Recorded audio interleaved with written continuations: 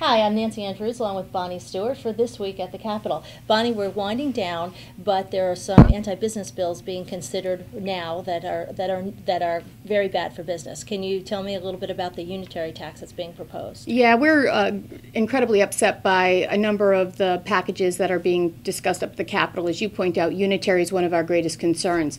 That's an issue. Whether or not it directly affects every company or not has a negative impact on Connecticut's economy. But unfortunately, we're hearing from people within the Democratic Party that they're planning on moving forward on that measure. That would be really problematic because it creates a lot of confusion, both for the state in terms of our revenues, as well as companies where compliance is concerned. There's a lot of litigation surrounding it, something companies absolutely can't stand.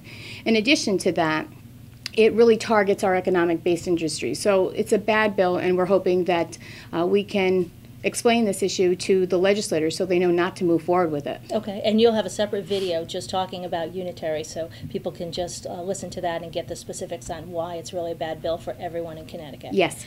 And also, I understand there was a new energy proposal that was introduced that would increase taxes and raise customers' utility bills.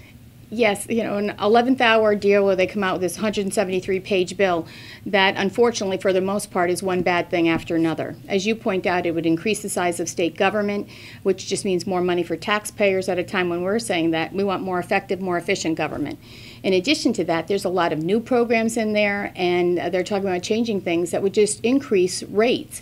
The last thing Connecticut wants is higher energy costs, so that's a measure that should be scrapped. Okay, and regulatory reform, it looks like that's going to move forward? It's always great to have at least one positive, and yes, I think that the legislature is poised to take action on the regulatory reform measure.